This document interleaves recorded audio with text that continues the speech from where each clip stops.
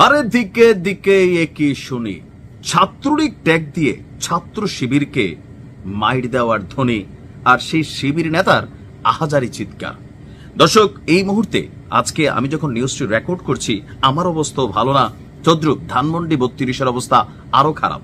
তা আমার অবস্থা আপনারা অনেকেই চাইলে ভালো করতে পারেন। যারা আমার নতুন চ্যানেলটি খুঁজে পাচ্ছেন না, এই চ্যানেলটা আগের চ্যানেল, এখানে নিউজগুলো আপলোড করছি, নিচে একটা কমেন্টে লিঙ্ক দিয়ে দিচ্ছি যেন আপনি আমার সবগুলো নিউজ দেখতে পারেন।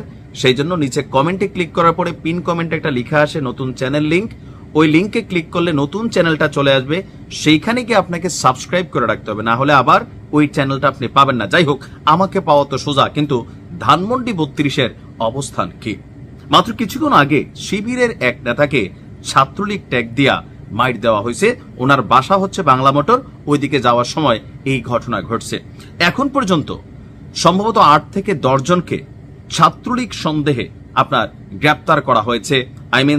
ওইখানে উপস্থিত থাকা বিএনপির নেতা কর্মীরা, আজকে রাতে কিন্তু বিএনপির শো চলতেছে 32 নিয়ে, আর এই পেচকির সূত্রপাতটা করছে সজীব ওয়াজেদ জয় আমেরিকা থেকে একটা ডাক দিয়া।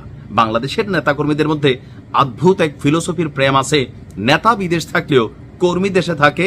সুদিনে মানে কর্মীরা কাজে লাগুক না লাগুক, নেতারা কিন্তু কাজে লাগে। যাই হোক, তো এই মুহূর্তে সজীব ওয়াজেদ জয়ের যে ডাক ছিল ধানমন্ডি 32-এ আগামীকালকে যাবার, যেখানে সরকার আবার বলছে নো, আওয়ামী লীগের এই দিবসগুলোকে বাতিল করা দেওয়া হয়েছে, জাতীয় শোক দিবস এই মুহূর্তে নাই। সো আনুষ্ঠানিকভাবে এই 15ই আগস্টকে পালন করলে আইনি ব্যবস্থা নেওয়া হবে। এর মাঝখানে সজীব ওয়াজেদ জয়ের এই ডাকে অনেক নেতাকর্মী হয়তো বা সারা দিয়া ঢাকার পথে, কিন্তু যাওয়ার আগেই আইন শৃঙ্খলা বাহিনী থেকে শুরু করে প্রশাসন বিভিন্ন জায়গায় কিন্তু অ্যাক্টিভিটিস চলছে।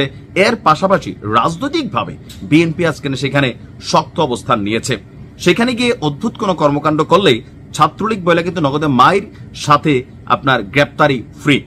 একজন ভাই তিনি গিয়ে সম্ভবত ভিডিও কল দিয়েছিলেন, কারে দিয়েছিলেন তিনি নিজেও জানেন কিনা জানি না, হয়তো জানেন বাট আমরা জানি না। ভিডিও কল দেওয়ায় সন্দেহ করে তারে কিন্তু মাইর, মানে এই মুহূর্তে শিবিরের ঢাকা কলেজে যে নেতা মাইর খেল সন্দেহের কারণে। তো এই মুহূর্তে যারাই 32-এ যাওয়ার চিন্তা ভাবনা করতেছেন, অনেকে হয়তো মাইর খাওয়ার সম্ভাবনা আছে। প্রশাসন একটু হার্ডওয়েতে এই মুহূর্তে ডিল করছে, তবে অভিযোগ আছে শিবিরের নেতাকে যখন মারছে প্রশাসন সহযোগিতা করে নাই। বারবারই বলি, 60 জন পুলিশ আর 100 জনতা, পুলিশ আর এখন আগের ভূমিকায় যাওয়ার সুযোগ নাই। তো নানান আপডেটগুলো আপনারা যারা নিউজগুলো দেখছেন, এই মুহূর্তে নির্বাচন ঘিরেও আরো কিছু বক্তব্য আছে। তো প্রতিদিন আমি আমার নিউজগুলো আপডেট করছি নতুন চ্যানেলে নাইম কোরিয়া। অনেকে ওই চ্যানেলে যান, আবার এখানেও এসে কমেন্ট করেন ভাই আসল চ্যানেলে আসেনি, আসেন, তবে এখানে নিউজ অ্যাক্টিভ না। দৈনিক হয়তো একটা ভিডিও দিই বা 2-3 দিন পর একটা দেই, যেন আপনারা স্মরণ রাখেন নাইম ভাইরে। বাট নতুন ভিডিওগুলো এই কমেন্টে দেওয়া, নিচে কমেন্টে চাপ দিলেই লিঙ্ক আসবে, মানে নতুন চ্যানেল লিঙ্ক এরকমটা লেখা আসবে, নীলঘর হয়ে থাকে লেখাটা, চাপ দিবেন, নতুন চ্যানেলে যাইয়া সাবস্ক্রাইব করে ফেলবেন আগে, তারপর থেকে নিয়মিত আপডেটগুলো পাবেন, নোটিফিকেশন অন রাখবেন। ভালো থাকবেন।